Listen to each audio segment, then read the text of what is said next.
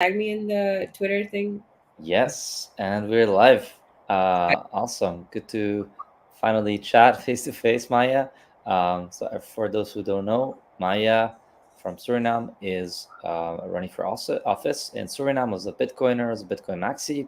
She also runs Daedalus Labs, great name by the way, and other projects in Suriname to basically enable Bitcoin adoption and education in the country. So we're going to be talking about her project, her idea, how it started, but also a little bit into her beginnings as a Bitcoiner. So yeah, welcome, Maya. thanks for having me, Mick, and thank you for the warm introduction. Of course. So Yes, yeah, let's get started with your background and what brought you to Bitcoin in a short way, because I know you've touched on that a lot already. yeah, that's fine. I'm an entrepreneur. I own three companies in Suriname. I keep forgetting the third one. It's a salon. I opened it. I think 2016. So basically, started an import company when I was about 15, and about a decade ago, an infrastructure company, which is the largest one among the three. So we build roads, dams, dikes. We've done a port, the Newmont port in Mungo, for example, and primarily infrastructure. Also in Guyana, we're doing, for example, infrastructure in Guyana right now, retaining walls. We've done, project engineering for and working with a lot of large scale companies globally. And we're an official supplier for Presto Geosystems and Tangata Solmax, which is the largest geosynthetic suppliers in the world. Um, and then basically from that company, we had capital to invest in, I think it was 2017 when we started really thinking about, okay, what is Maya passionate about? Because I founded a company with Sarge, and Sarge is a civil engineer, and I'm not a civil engineer. It's not my passion at all. I don't like building roads. I mean, it was fun, but after a decade, you kind of are looking for a different challenge. And I was Mm-hmm. I was still a bit younger as well. I was in my early 30s. You Yeah. start thinking about what do you want to spend the rest of your life on. What do you want to spend your time on, and um, then you start thinking about, okay, if I want to spend the next 10, 20 years, 30 years on something, what's it going to be? And I was already obsessed with Bitcoin at the time. A Mm-hmm. friend, Edson, he told me about it when it was like 2012, I think he mentioned it. And he started like hounding me about it actually. And I wasn't paying much attention to it. I read the white paper when he told me, and I was just in love with the algorithm itself.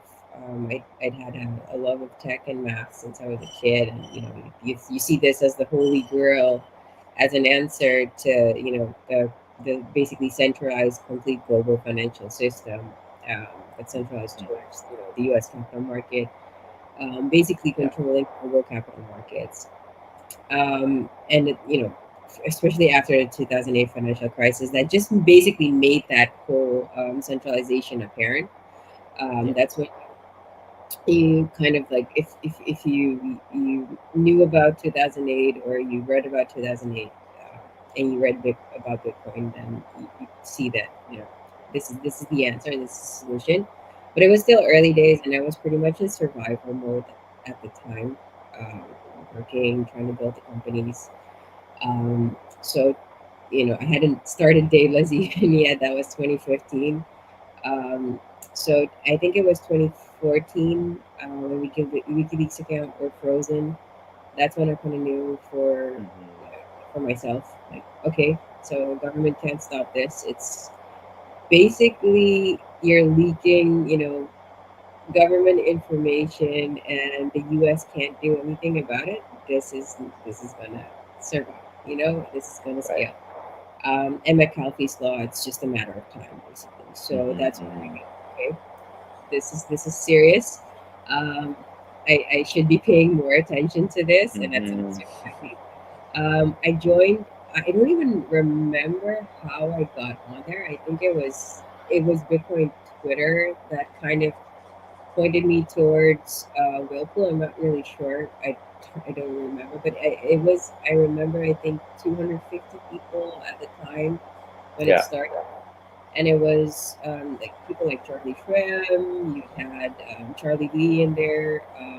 Talking about Litecoin and they shit on him about shit coins not being allowed, and right. eventually after a time they created shit pool. So that's how I remember shit coin, the term being coined. And it was all old Bitcoiners. Most of them I knew who worked at most of the exchanges that were just being developed, or at some of the companies. And you even had Vinny Lingham in there, talking about Mhm. Civic and saying that Bitcoin was dead every other week. Yeah, Yeah, we and shit then on the him. memes, right? Around that time, a lot of the meme culture surfaced. Um, Yeah, by the by the exactly. way, Maya, just quickly, I think I've just noticed that the sound quality is kind of slowed down a little bit. Kind of, I don't know if it's the distance, but there's a bit of a background noise. I don't know Oh, if there's something to do. Maybe either get the computer closer to you, or oh yeah, that. uh, I'm maybe sorry. that'll help a bit. With the handicapped leg over here. Oh Um, yeah, that's a lot better actually. Fantastic. yeah. Great. So yeah, joined Whirlpool. That's how I got obsessed with Bitcoin. Whirlpool, Whirlpool. Whirlpool. Okay. Well, as in Wales. Yeah. They're still on Telegram actually, and most of the older admins are still in there. Hmm. Yeah, this admin called Sash, or Hmm. he's still there. He's still in there. And he was like the Uber Maxi, telling everybody to constantly buy, and the price doesn't matter. And he was this toxic Maxi starting from the beginning, and everybody would shit on him because he'd be telling everyone to buy, and then we'd be in a bear market, and everybody would shit on him for telling people to buy, even though the price was going down, and then he'd say, Is this Zoom. crypto whale pool announcements? No, no, no, Whirlpool. Hold on, Okay. I need to let me. find it. Oh, there, whale pool. Found it. Well, yeah, I'll check the handle to make sure. Interacting with traders worldwide. Got it. Whirlpool BTC is the handle. I gotcha. Yeah, Yeah. t.me slash Yeah. Whirlpool BTC. Got it. Yeah, so I met yeah I'm rehashing and then basically just being Mhm. nostalgic. Yeah, so I met with them in New York actually at Consensus. And I was lobbying for making Suriname Bitcoin country and basically getting the country, building this system, building the capital market because we don't have a capital market. So I saw an opportunity to build that system on Bitcoin that Satoshi envisioned, that's not centralized, without legacy incumbents, like you have in the US and in Europe and other developed markets, Mhm. where it's that same centralized system that's controlled by ICE, right? Or companies like Fortress, that control the US capital market. Mhm. So I met them. We all had dinner in New York. But I think at the time, oh yeah, also nobody wants to be doxxed, right? But we do have one group picture, but I haven't shared that one publicly since, to be Yeah. honest. But we're still like in the group. I still pop in now and then, and it's Cool. very nostalgic to talk to them. And I was trying to convince them to I don't know. I somehow I thought knowing everyone in this space and having everyone in this space from the early days in there, that it was the right group to kind of try and convince to get Suriname to adopt Bitcoin and develop that system in Suriname. No legacy incumbents. We're very financially isolated. We don't have financial infrastructure like you have in most, like we're even behind Africa. With Yeah. Yeah. Manchankura Yeah. Yeah. and apps like God, I forget the name of the other one. You have another app that basically blew up in Africa on mobile as well. So they were, Oh yeah, the one on the old phones, yeah, the Bitcoin one. Yeah. that's Manchankura, but you had one Machankura. Yeah, you had one before that. So even Africa was a lot more Right. advanced Right. than we are because we don't Yeah. have any of that. We don't have Mhm. access to Stripe. We don't have like Yeah. websites are not very, it's not very normal for a Yeah. company. It's not very really necessary for a company to have a website because it's mostly informational and people don't really visit. Like it's a very small.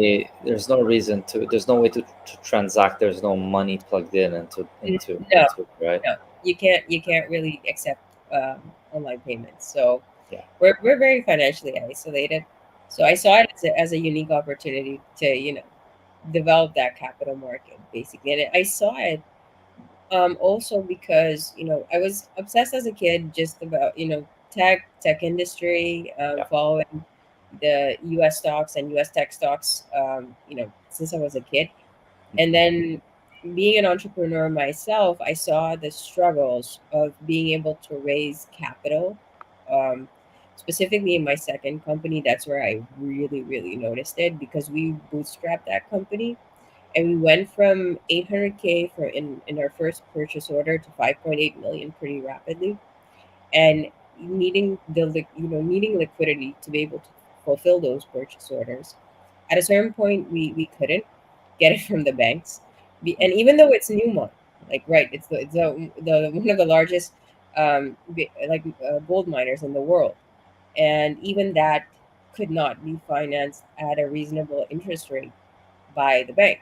You're paying like 18 to 24% interest, so that Mhm. doesn't make you competitive. Immediately pulls you out of the market. So at that point, we got credit from our suppliers, but that is something that not every financial director or CFO in Suriname can do. So it Mhm. restricts the growth of a company, and the inability to attract investment also restricts growth Yeah. of companies, and basically just keeps the entire private sector from growing, right? Yeah. Yeah. Also, as a person, you're not able to and invest into in a free market. The best performers, the companies that perform the best, the CEOs that perform the best, they should be getting a proper resource allocation. It should be fairly It'll be or easier, right, to get access to capital. exactly, it's non-existent. So I saw an opportunity there to build that capital market out. With Bitcoin at its core, we had no idea to how to do it at the time. Um, like the technology wasn't really really there yet, and how do you peg a stock to Bitcoin? With its volatility, without preventing the price of that company's share to like go through the roof and then Mhm. immediately go down, and then you're just creating a lot of volatility in the market as well. So we didn't really know how to solve that problem yet. Mhm. But we started working with Alpha Point, and started looking at, how can we just at least start, and then kind of Trojan horse Bitcoin in by because at then you'd have stocks and Bitcoin listed on the same stock exchange, and basically you'd be able to switch between Bitcoin and stocks. Mhm. Then we started working with the central bank, started having discussions with the central bank governor, The and Central Bank of Suriname. yeah, Central Bank of Suriname, And this is using Alpha Coin, did you say? Alpha Point. Alpha Point. What is that? Yeah, it's the same company that developed Chivo after Ah, 2021 okay. in El Salvador. They're an exchange software provider, and they basically develop exchange software, and a lot of the companies in the space use them, and they were very prominent at every conference, basically. Mhm. And the I think the most established provider. So we worked Got it. with them, white label exchange. So we didn't develop our own software. I didn't have the Yeah. we don't have the skill set for that in Suriname. We Right. don't have that can do that, and we didn't have the capital to do that either. Got it. So, Uh, so they would provide the solution to essentially swap between Bitcoin and a stock and a given stock for. any any asset basically. It's Okay. it's yeah, it's exchange software. So any asset you put securities on there. You can put commodities on Right. there, basically Right. anything. So think New York Stock Exchange, like an actual trading platform. Mm-hmm, The most mm-hmm, important part is a matching engine, mm-hmm. and they're an exchange software provider. So we started working with them, and we launched the exchange. I think it was 2019 in March, and that's when the new governor was. Um, how do you say this? Baida was inaugurated. Right. Uh, Right. if that's the right term for a governor, I'm not sure, but in It Dutch, is. Baida. Right. Yeah, so he came into effect in 2019, and when we had the conversation with him, he supported the entire vision. I gave him the, like the broad overview, like how it would integrate with the real in Brazil, how it would fix our FX problems, how it would, um, you know, fix problems that we have with the pension funds, with the cambios, how it would increase liquidity in the capital market, and for the central bank to perform open market operations and increase transparency between the commercial banks and the central banks, and how he could basically, with and adding Bitcoin into the mix, open up our capital market to the world, and make it Mm-hmm, easier for anyone in the world to transact. And mm-hmm. at the time, I think Coinbase had just raised 3 million. Overstock has just invested in T0. There were just a few exchanges out there. Bitfinex had was just scaling, Kraken, I think. So it was still pretty early days. So I told him like this could blow up. This could be massive.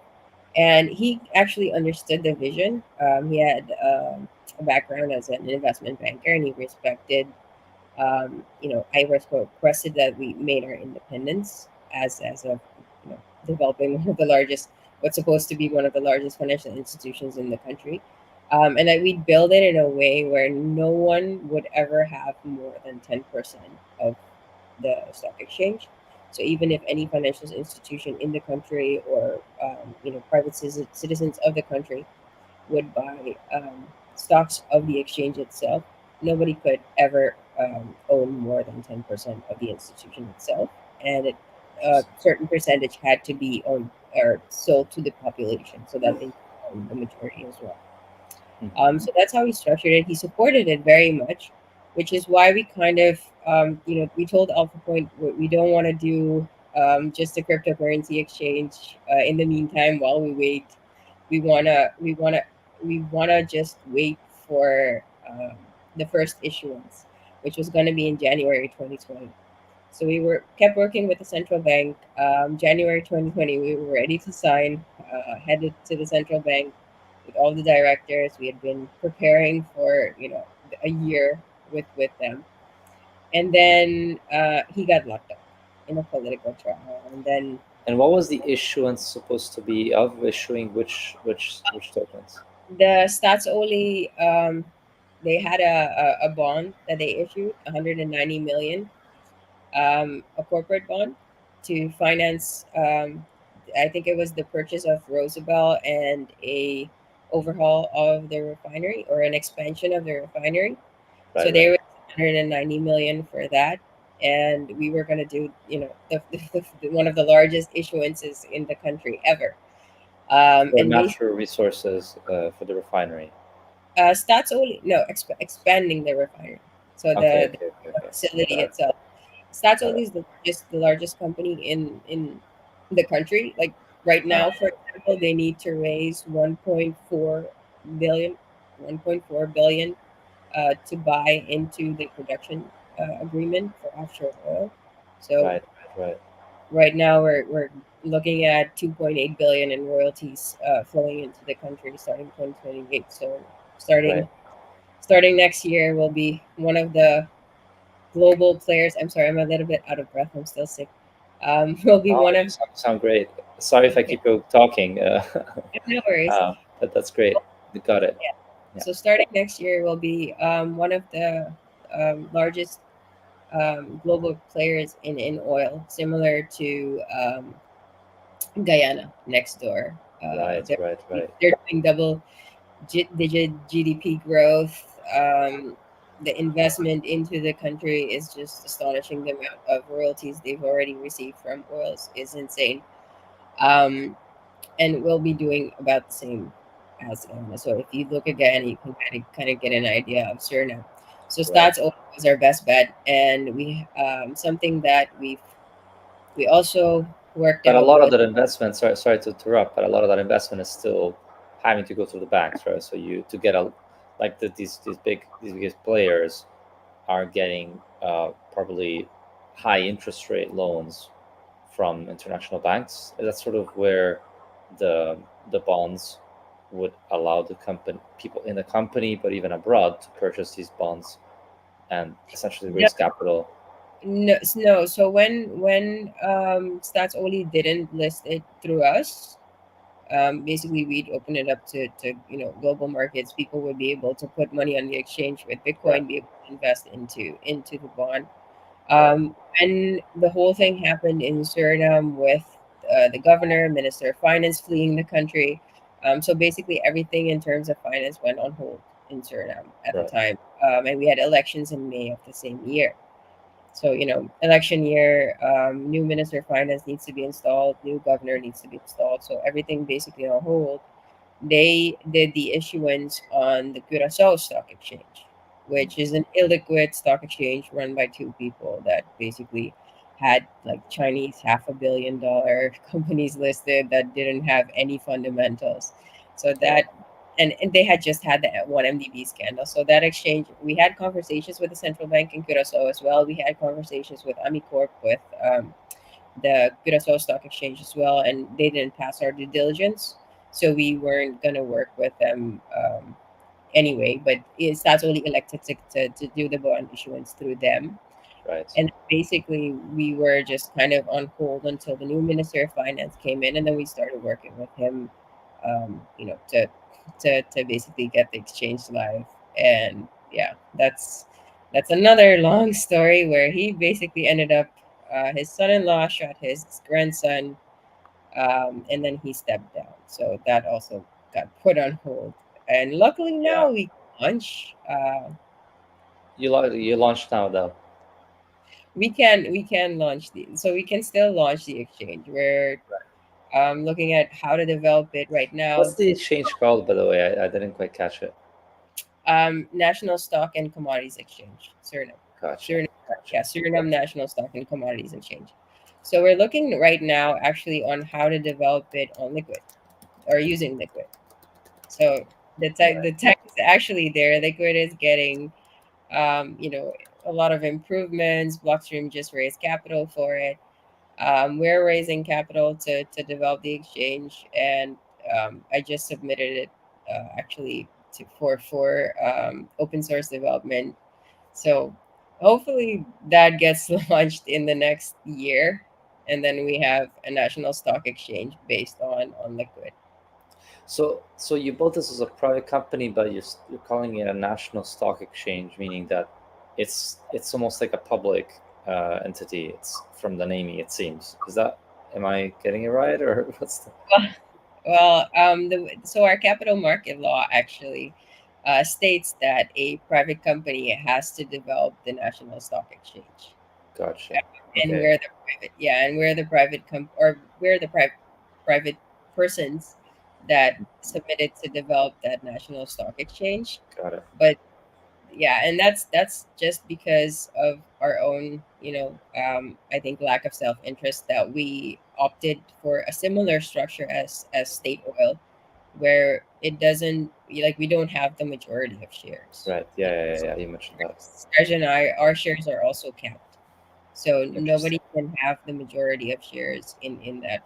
that in that exchange, basically. Yeah. So we're really looking to, Got it.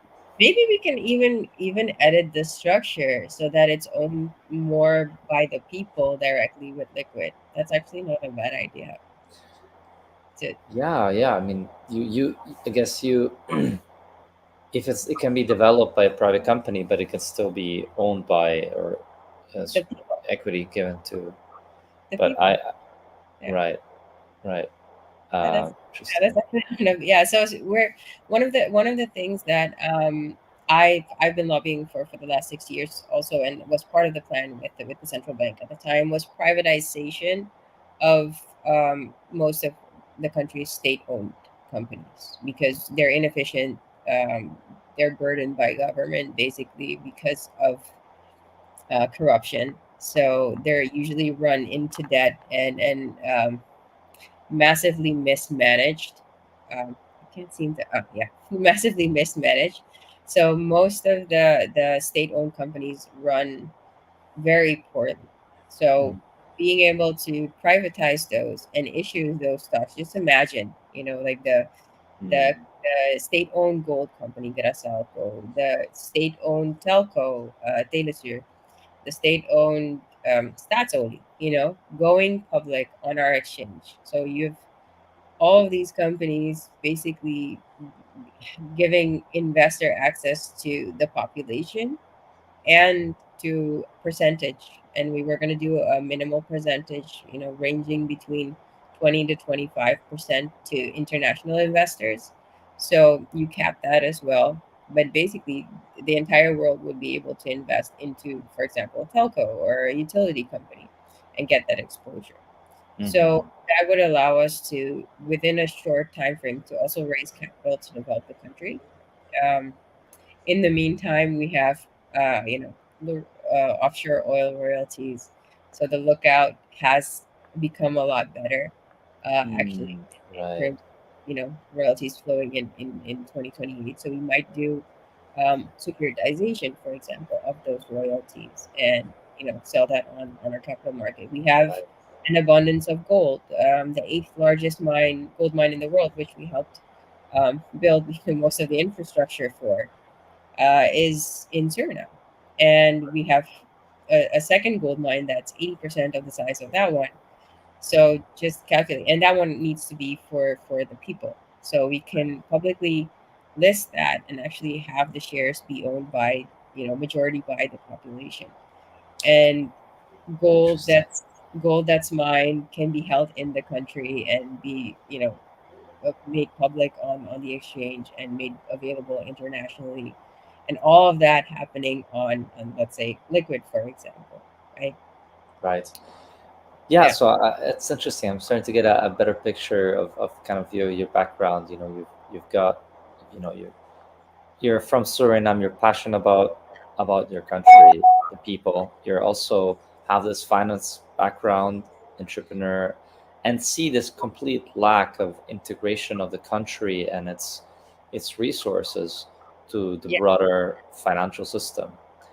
You also have experience, it seemed, with connecting with the local administration, the regional country's administration, in terms of the tools and and access to the, yeah, kind of the infrastructure and the capital, and that a lot of that is lacking. So you're really putting two and two together, providing these tools, and trying to link the the resources to also the ability for both the people on the ground, but also externally to have this influx of capital in the country to invest in these resources. yeah. Um, And the beauty of it is, and I think maybe this is the benefit of it, like I lost about 700K. Like we lost all of our savings, just paying the fees annually on to keep that exchange live while we were waiting, and then most of the investment and a lot of time. Like, it's oh my it's god! been since it's been since 2017 now, so we're 2024. So you can imagine it's been a while. But Yeah, if I look on the bright side, like right now, the technology is there. Um, like look at the perception of Bitcoin internationally right now.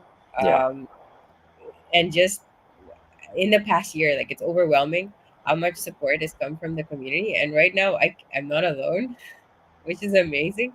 Like I don't have to think of solutions alone. I can just ask, right? I can, like, just talking to you say, like, okay, so this is supposed to be, something that's good for the public.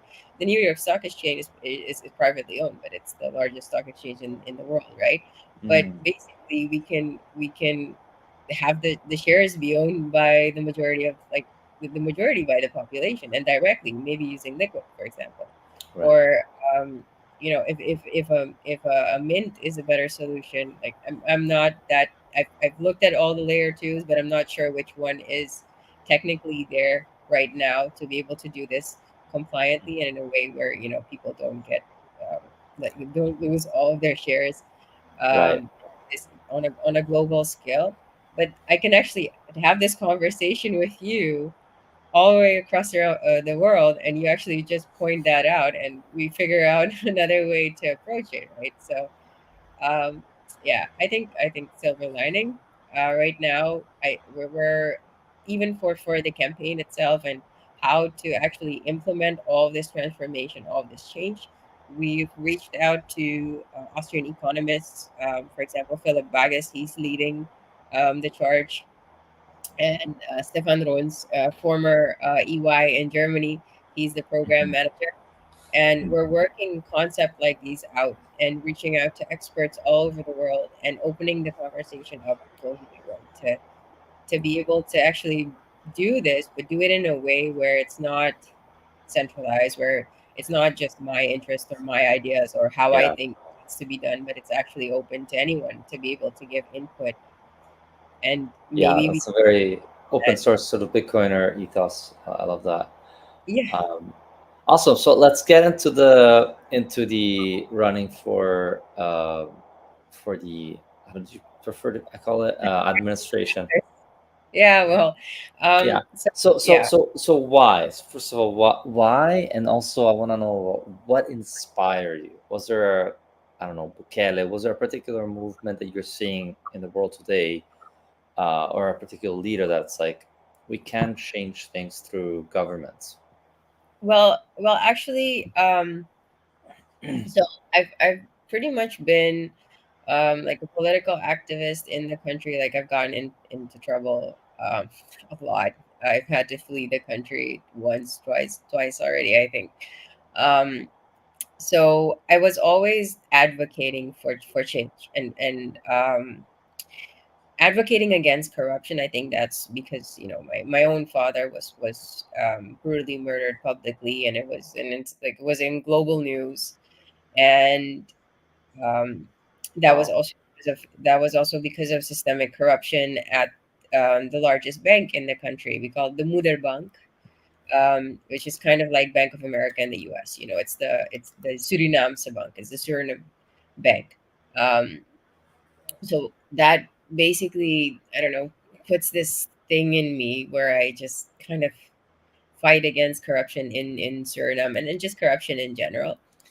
Right. And then most of my friends would already say it, and most of the people like I worked with, my entire team from like Quick Ship, we'd be in the warehouse, sorting packages, and they'd say you need to run for president. And then I think it was, I'm not sure if it was 2010 after no, sorry, 2020, or after this government. Basically they started protesting against this government, and an old high school friend of mine led those protests, and I was always supporting, from the background. Like I told him, if I were there, and I was in Guyana at the time, setting up our office there. I told him if I were there, we need to fight this. We need to work on it. And during those protests, I was already approached for a technocratic government by other politicians for a technocratic government, to either be minister of finance or lead to charge. So there are some of the other political activists and other political parties that already approached me for it, but I never wanted to go into politics because of the corruption. And like Serge, for example, the CTO in Icarus, he always says, "You're either there long enough to be the bad guy, or they make you out to be the bad guy." So they either you either become it, or they pull you into it, or make you out to be it. So Hmm. it was not, like a no win-win situation in that. And I had no political ambition whatsoever, and I'd unveiled a lot of government corruption. I was always very vocal about it.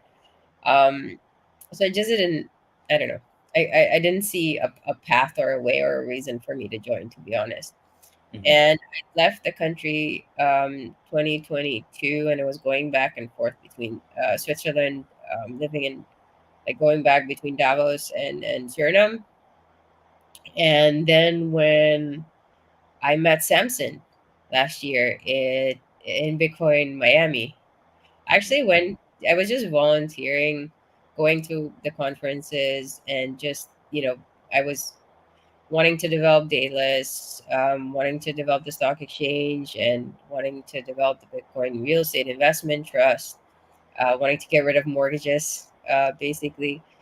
Um, and then when I met Samson, I couldn't let go of Suriname, of course. So I started lobbying for, um, or asking, like, how did you guys get El Salvador to, adopt Bitcoin? And how did you guys make that whole thing happen? And then someone Right. told me, you need to convince Samson to hop on a flight. So when I met him in Bitcoin Miami, I started, okay, but how about government bonds? And what about corporate bonds? And then what about if we do this in Suriname? And what about if we do that in Suriname?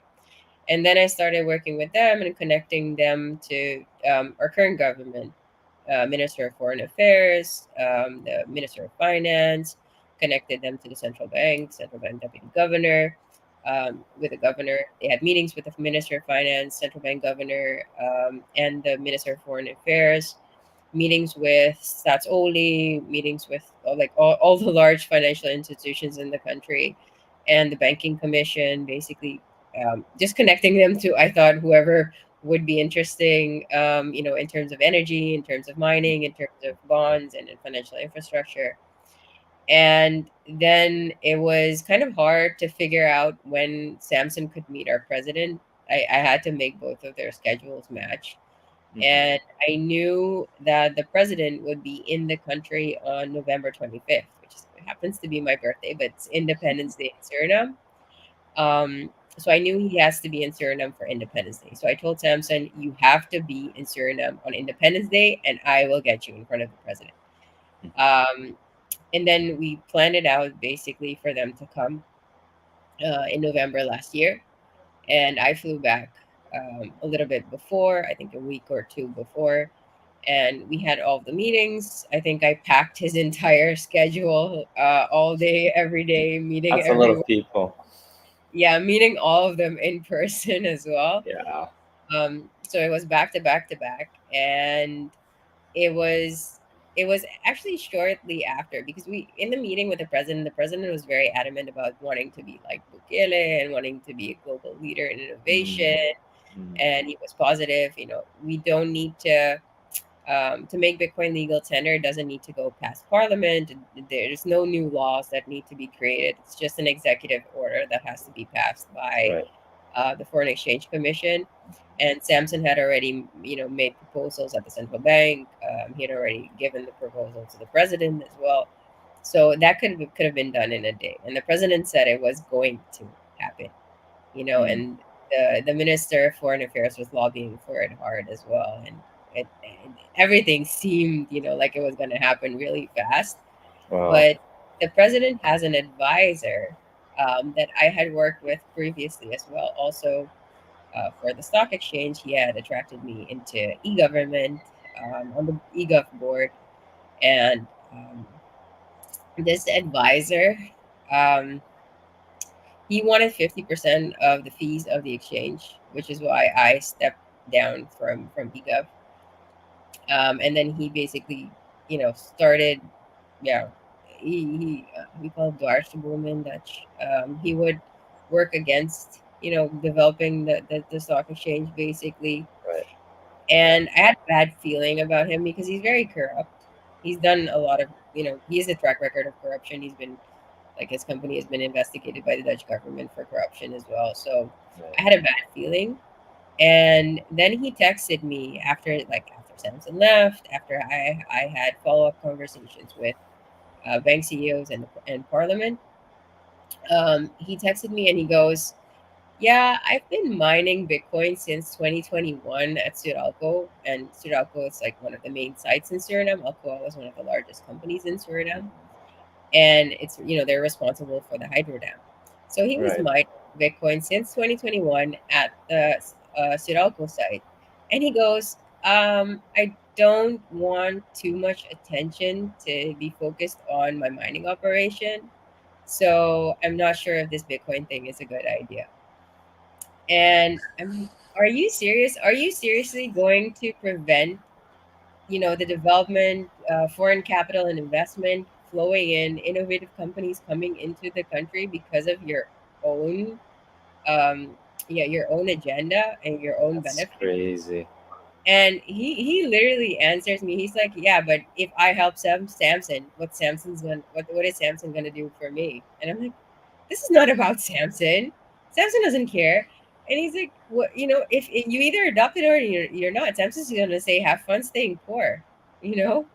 So he and I had an argument about that, and he said he was going to look at it. He was going to work on the proposal. He was going to discuss it with president. But basically, like everything else, where you're not paying them off, or why where like where you get sent like IMF influence or World Bank influence, and just this corruption is coming from government. It just kind of gets swept under the rug. So they went Right. a bit silent for a couple of months. And then, like, I think it was February where I got tired of waiting because it's a 1 day thing. So why are we in February and this thing still hasn't happened? Hmm. So I decided to go to El Salvador in April. And before I went to El Salvador in April, I recorded I think it was early March or end of February, I recorded a podcast with Dave, who was the protester I went to high school with. Hmm. Uh, largest podcaster in the country, largest audience. And I revealed that corruption. I revealed that mining operation. Like, you're mining Bitcoin, millions of dollars, 10 wants to scale it to 20 megawatts, says he invested 40 million, something that I had pitched during my time at e-government in 2020 to be for the population, to That's crazy. solve, yes, to solve for inflation, and to solve the problem that there's a scarcity of US dollars in the country. So this mining operation was supposed to be for the population, majority owned by the people, and it was supposed to be a way to convert energy directly into Bitcoin and to solve the pressure on the economy for the lack of or scarcity of the US dollar. Yeah. And this asshole takes that and he does it as a private company and then keeps it on the down low. And then he also doesn't, make it legal tender, something that could have attracted more than 1 billion in investment, similar to El Salvador, in the first year, and could have had a massive impact on the economy in a country That's that is crazy. like literally going to shit. So that was the straw that broke the camel's back for me. So Yeah. I revealed Right. that corruption, and in that same interview, that's when I said I'm going into politics. Yeah. And that thing, it went viral. Like, everybody in the Netherlands, in Suriname, it had I think it has now like 54K views. It was shared. I think the entire private sector, financial sector, everybody in the country, followed up with me on it, and that's basically how this whole thing started. Right. That was the reason why I just decided. Also, because right now we have one man, one vote. Hmm. So it's a unique opportunity where we actually have elections that cannot be manipulated by going to one village, where you only Hmm. need 800 votes for one seat versus thousands of votes in the city for a Hmm. seat. So one man, one vote makes the election a lot more fair. And with offshore oil finds, everybody, every politician, everyone in the country, everyone knows, in the private sector, in the financial sector, everybody knows that if in these elections the National Democratic Party wins again, or FHP wins again, or any corrupt politician like these older generations, if any of them win again, then we're heading for Venezuela. That's what our country is going to become, because we're almost already there. Like, we already have censorship. it's very dictator, like it's very communist. This government, he's behaves a lot like a dictator. So they beat up journalists, they beat up anyone that opposes him, anybody that's vocal against him about his corruption. There's no law currently in Suriname. The how do you say this, district attorney general, the Right. it's not um, independent anymore. Mm, They just do government bidding. So right. there's no democracy in Suriname at the moment. So we know that if they win again these elections, the country's doomed. And most of us in the private sector, I've already said, or like most of the middle class, a lot of us are leaving already. A lot of people have left the country, which is why our healthcare system is collapsing and our education system is collapsing. Mm, But if they win, like most of us are leaving because it's going to be Venezuela. So this is our only shot to save the country and to restore democracy and to change our constitution so that the president doesn't have this much power and corruption can actually not happen in the way systemically as it is right now. And the rest of the world doesn't know or care, but we as a people do. And I'm one of the few people in the country that actually, have a voice or a plan or a vision on how to develop that country and actually make it happen. right. So it feels like a responsibility as well. I had conversations with other politicians, I had conversations with the private sector, and then you kind of feel this, my mom hates it, but you kind of feel this overwhelming sense of responsibility that I Yep. at least have to, you know, I at least had to throw my hat in the ring, and that's basically how this whole thing started. Yeah, you have this background in infrastructure, finance, capital, Bitcoin, and then on the other side also kind of understanding deep connection in the world of the administration there.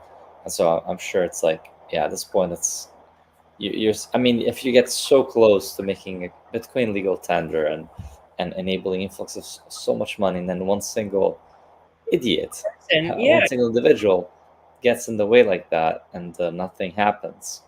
Uh, and yeah, it's just due to the end of the day, not even systemic political, geopolitical control, but just stupid, kind of very narrow-minded, selfish interest. It's yeah, which, to be frank, that's probably how the entire system structured, right? People don't take actions because of fears to their own personal um, personal benefits or fear of personal repercussions on their salaries, for example, and so they don't take risks in yeah. terms of moving forward, right? But also your life, right? Like I Right, am running against people that are on the Interpol list. I am running right, against a system like government that is very corrupt and right. accepts money from people that are bad actors, and it is risky. That's why my mom Yeah, doesn't like yeah, or doesn't want me to run. Um, but I feel like at least I have to, and to get in because a lot of people they ask like what are the odds, and I right. present to every political party. um, Most of them have had a presentation about Bitcoin and the impact that Bitcoin would have in terms of making it legal tender, or the transparency that it would offer, or the technology that you can use, like Liquid, for example, that would increase transparency when you can issue shares. So a lot of the other political parties are also taking it in their agenda. Yeah. We have a multi-party system, a parliamentary system, where you have 51 seats in parliament. And I'm sorry, yeah, sick my nose. So let's see. That's disgusting. So you have a multi-party system, 51 seats, Hmm. and basically every party can earn seats, right?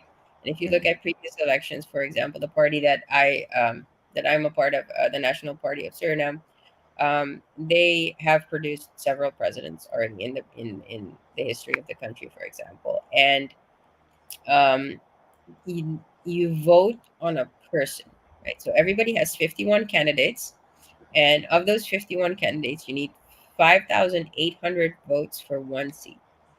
So Okay. you vote on the candidates of each political party.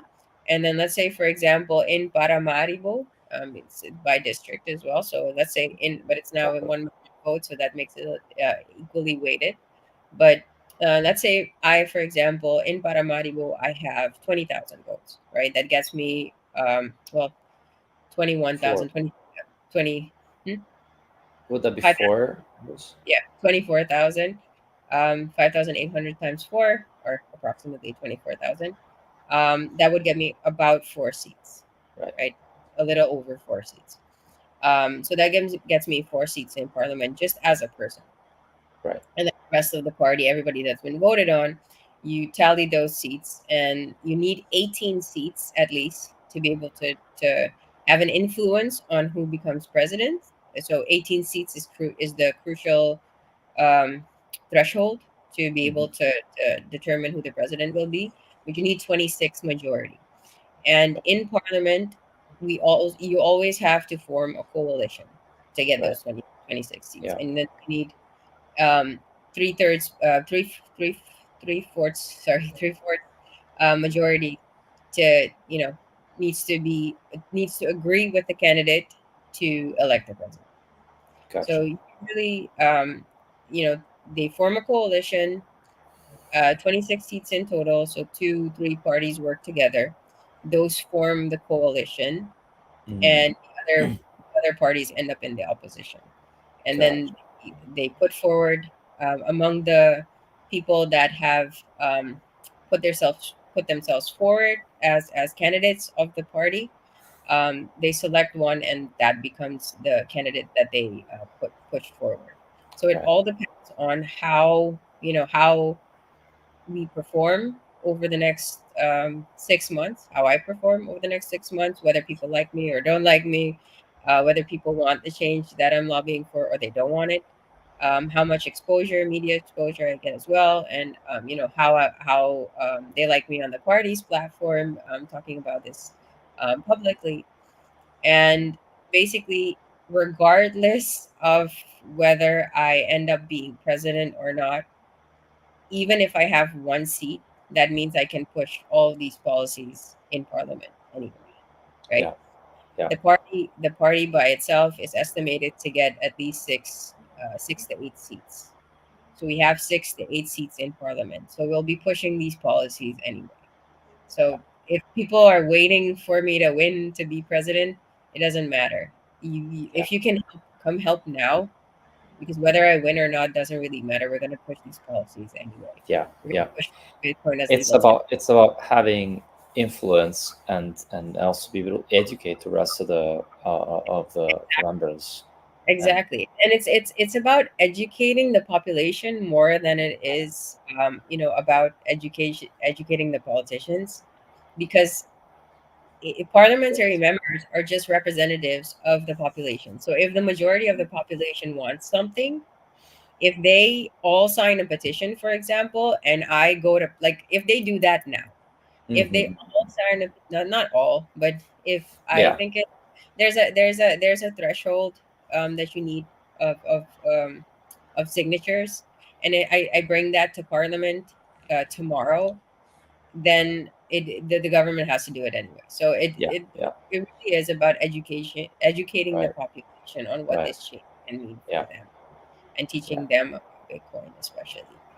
But regardless of that, we're doing grassroots adoption anyway, so the government Yeah. gets us either. You're putting your foot into your foot into it, and Yeah, you're acting on behalf of the interest of the people, and you're bringing Bitcoin to the attention of the people and the government. So, no, thanks for yeah, and, explaining that. That's really helpful. and we're trying to do it in a way, that I think is like unheard of globally. I don't know if anyone running for office has ever um, been public about how much they raise and how it's going to be spent. Hmm. And we're publishing a Google sheet either today or tomorrow with all the transactions that we've done in the past few days, 2 days, where we've set up. the soup kitchen, brought food to orphanages, bought supplies and appliances for orphanages, and we're putting all of that online. And we're also not taking the traditional route of, they do rallies. So the NPS is going to do rallies, and I'll be speaking at those. But that is not how I want to focus my time. I want to focus my Right. time actually solving problems for people, and I want to do it in an open source way with the same ideology that I love about Bitcoin, the open source Hmm. ethos. um, and I hope that this has an effect on other politicians, because then basically politicians will have to prove their worth and prove by working immediately, not just after elections, and not just by some opaque report that comes out or leaks, or via the news that is manipulated anyway. You can Hmm. actually see, oh, this politician is getting this amount of money, and this is how they're spending it, and this is what they're doing, right? Right. So like in immediate performance tracking, basically call it like that, for people that Yeah. are supposed to be leading us, and whose salaries you are paying anyway, like a public Yeah. servant. Right? A president is nothing but a public servant. Yeah. We pay their salaries, and they're abusing the power that we give them to take the resources that are ours. So we're giving them access to our wallets, and they're abusing that power to steal from us anyway. So it's hopefully something that can change the way that this works over time, or spread globally, and have an impact. I don't know. And that's what the hope and goal is, to be Right. honest. Cool. Cool. Very cool. So this gets us into the discussion of, yeah, how does one get elected? Like, what are the strategies? You mentioned the rallies. You don't want to do that. There is, you want to solve I will be problems. Yeah, I will be speaking at the rallies. That's not like politicians in Suriname, for example. They give away packages, food packages. That's basically their social impact. What they do. I Mhm. want to solve actual problems in communities and neighborhoods that need it, and for Mhm. people in sectors that need it. Um, and actually, be efficient.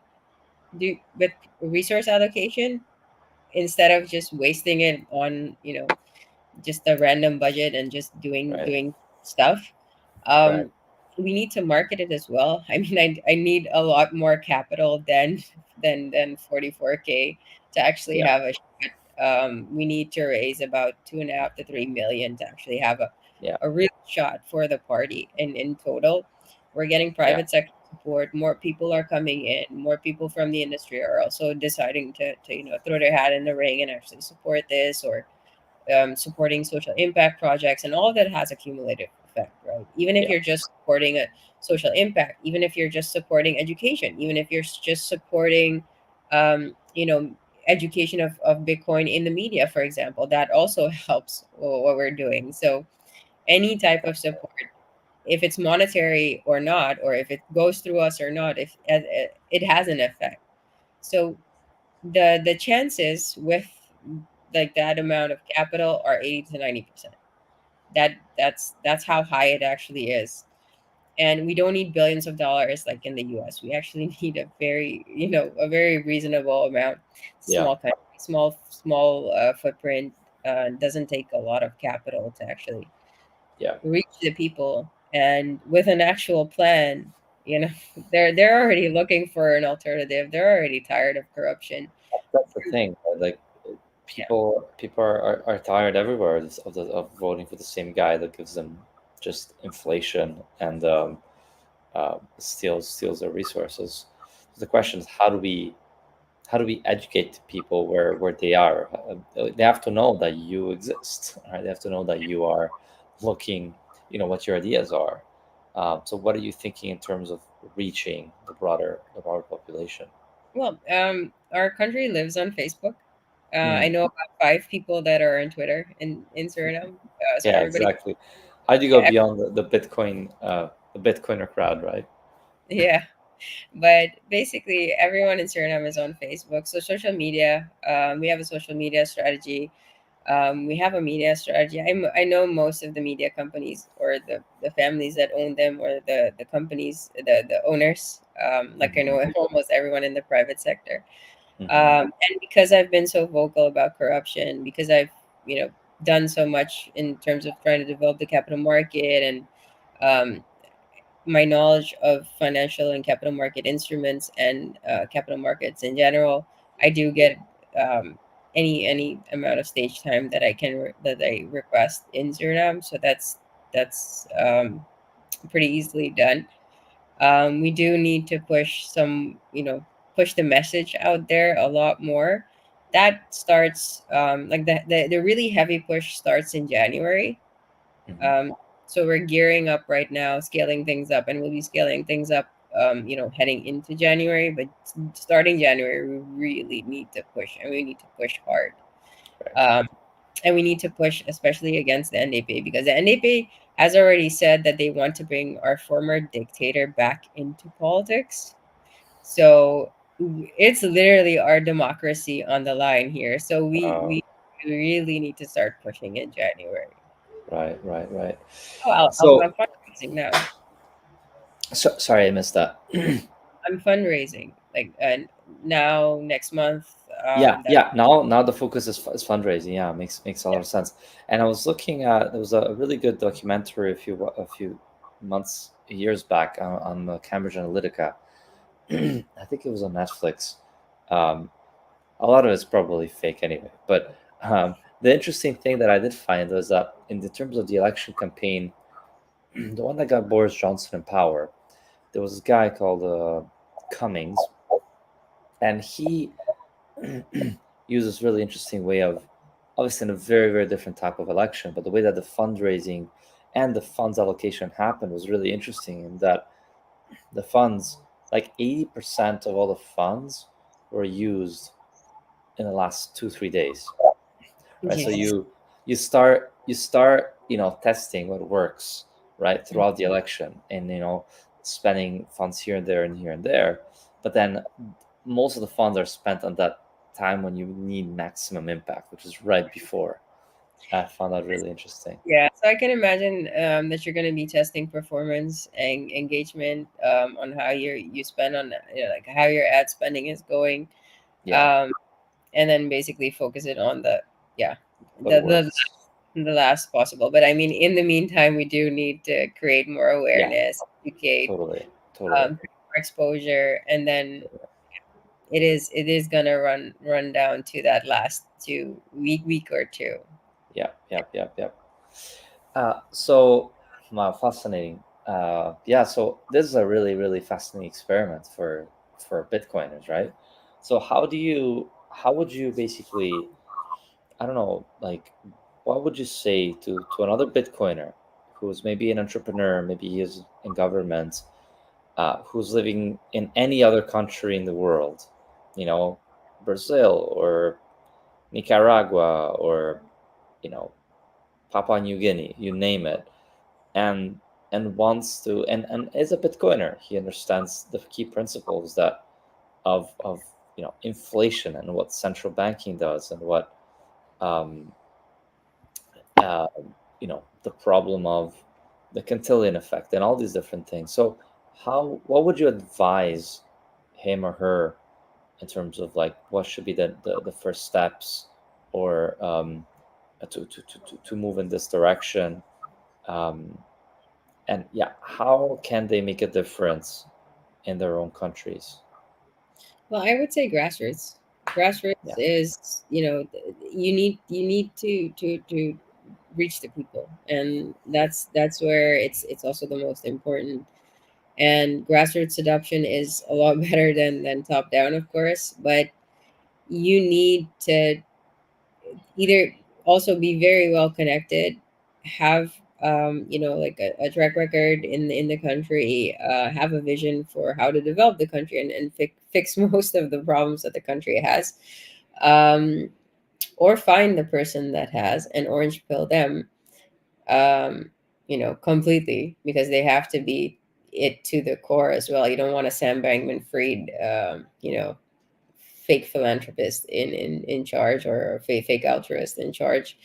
Um, you Yeah, if you're an entrepreneur, if you have the credibility for it, with private sector, financial sector, and with the people, and if people, just general population, not just the elite or the rich or the middle class, if everybody, also the, people from the ghetto, if they respond very well to you, and you can inspire them as a leader, um, then that's when you kind of know, like, okay, I can do this, I can go for it. And I'd say, yeah, I don't, I'm not sure of, because political climate is different in every other country. So, for in the US, for example, it's a two-party system. You'd have to jump through a lot of hoops to be the candidate of the GOP, or the Democratic Party, for example. But um, yeah, I'd say just keep pushing. You need to. I think everything is doable. Nothing is impossible if you put your mind to it. So it's all about putting yourself in the right places, and if putting yourself, in touch with people that can actually, have an impact, or make it happen. Like, you need to, like, I need to talk to all the other political parties. I need to have conversations with, protesters. I need to have conversations with activists. I need to have conversations with the financial sector, private sector, with Statsodi, with, people that work at those companies. I need to have conversations with people that live in the ghetto. So it's yeah, it's talking to the right people. I think motive is very important. Why you're doing it, and yeah, I don't know. It's hard to explain it to any No, that random sounds person. great. Yeah, we're I know, gonna I know. It's a big question because it's like it's such a broad question, and you're talking to people all around the world. yeah, we're gonna record everything that we're doing, um, and basically build a roadmap, a framework of everything that we're doing, so anyone else in the world can follow it.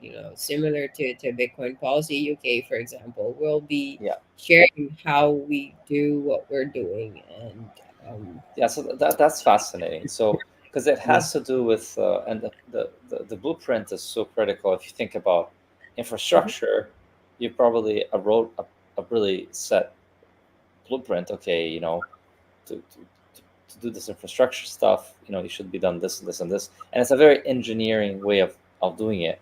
But when we're Yeah. talking about politics, it's, I guess you could still, and I'm a big advocate of engineering and carrying engineering everywhere. But when it comes into politics, you run into human problems or corruption, which we can agree can be surmounted.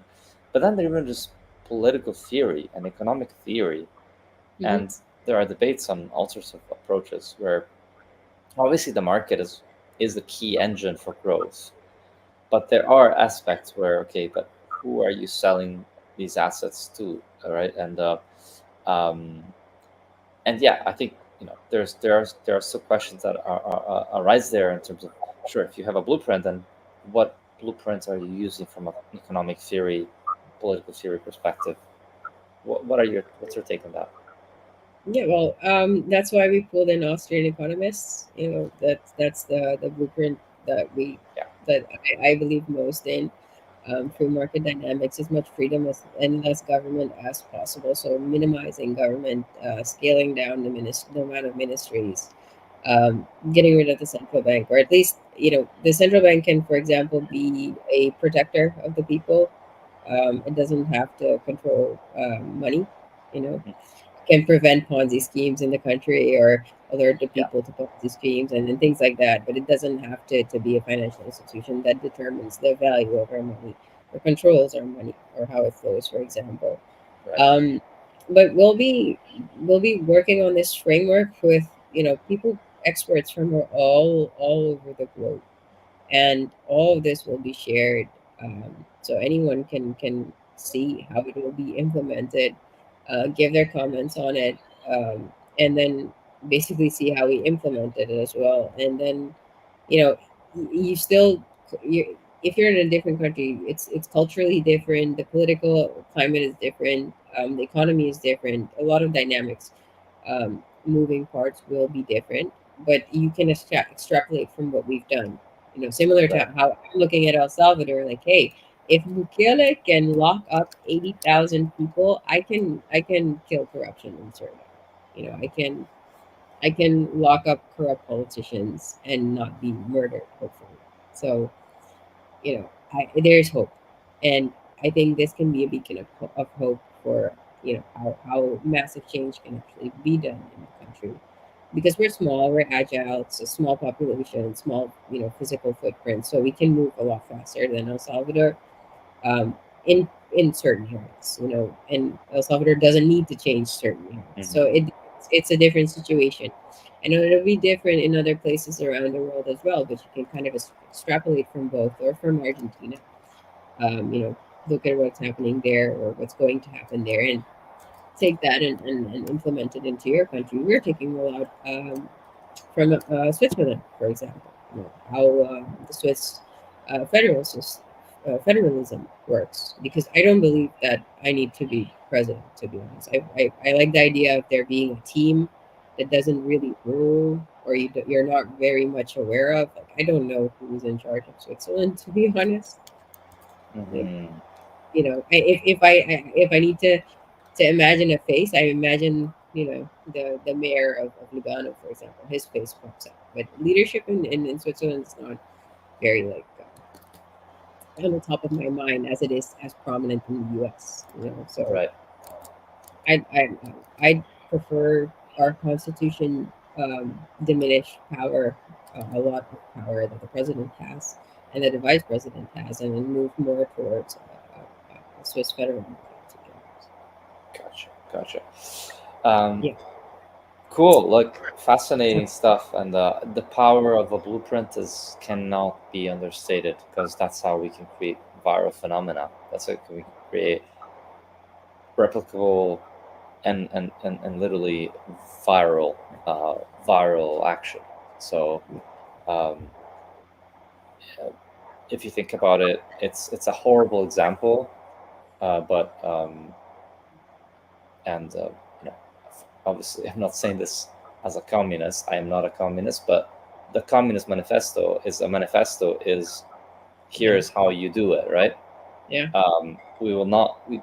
I do not agree with it, but it's saying this is It's sort of it's not it's even a blueprint. It can even go further, but it's an idea, and yeah, ideas are contagious. And exactly. I laugh, when you bring that up, because I actually, in my Google Drive, I have a folder called, sorry, a Word document called the Bitcoin Manifesto, where I'm actually, There like, you go. highlighting ideas. Yeah, Beautiful, beautiful. it's similar Even as you're thinking. Yeah, something that can go, global. again, That's like Bitcoiner ethos, right? Bitcoiner principles. It's like it's not mine. It's an open source idea. It's yeah, let's just get it out there and have people use it, learn from it, improve it. agree. So yeah, that's really really cool. So I think I don't want to take too much of your time. You're a super busy person. Is there any other kind of? I mean, just maybe the last question on the fundraising. I know you've raised $45,000 this 1 month. I know it's far from what you really need, but I'm just really curious about how can people help and all this sort of viral activity that happened. 45,000 in a month is a lot for Geyser, and it's a lot in terms of raising funds on with Bitcoin. So first of all, congrats on that. Um, Thank you. and just how can people continue to help and spread the word and support you in this journey? Well, I'd say share it, far and wide, because it's not just about Bitcoin. This is about fighting corruption and fighting for freedom and just changing the status quo and separating money from state, right? Separating money from state. And hopefully, this can be a movement that spreads globally. So share it far and wide with everyone you know. If you can come down to Suriname to help, come on down. If you want to offer your help, um, feel free to reach out. Everybody that's volunteered until now, if we haven't been in touch with them over the last couple of weeks, we are reaching out to most of the people that have reached out to me, or to anyone on the team. I think we'll be adding a form to the website as well that people can just, volunteer on and say what their skills are and in which way they can volunteer, so we can kind of, add people on there.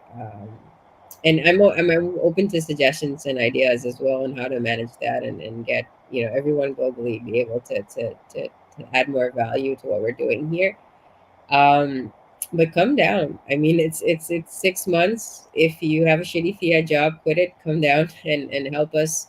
Imagine if you could be in El Salvador before that happened. Just imagine the impact that this can have, and Yeah. imagine if, if a couple, if 30, more than I think 30 to almost 40, 50 people are coming down for the conference, um, just to actually help with what we're doing, like help with the campaign, help with adoption, help with grassroots adoption, um, and people that have been reaching out over the last couple of months and supporting. So, if they, if you want to actually have an impact, I think just come down and support what we're doing here in whatever way you can. Awesome.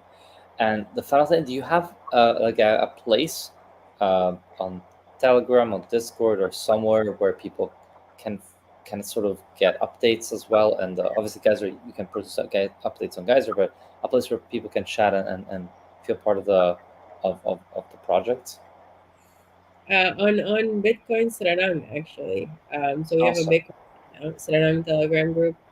So you can come on there and, just join the conversation there. Perfect. Thanks to Curacao as well for their support. Thank you. Yeah. Thanks. I We've, really appreciate the support from our Caribbean neighbors. But come down and help if you can. And if you can't, come in the group.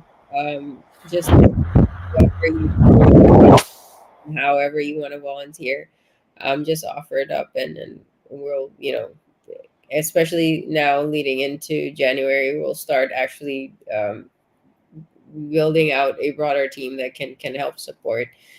So if you can support in any way, just reach out. awesome. Look, thank you so much for your time. Really appreciate it. Good luck in this journey. Wish you really all the best. We're praying for you. It's going to Thank be you. challenging, I'm sure, but yeah, I wish you all the best, and we'll keep in touch. Maybe we'll do this again soon, uh, before or after the election, whatever is the right timing. Definitely. Thank you for Awesome. having me. Thank you for the support. And I love Geyser. So, you guys need to scale globally as well, and just like help Let's the go rest of. together. Let's go Yeah. together. Awesome. Thanks. Thank you, Maya. All the All right. best. Cheers. Thanks, Mick.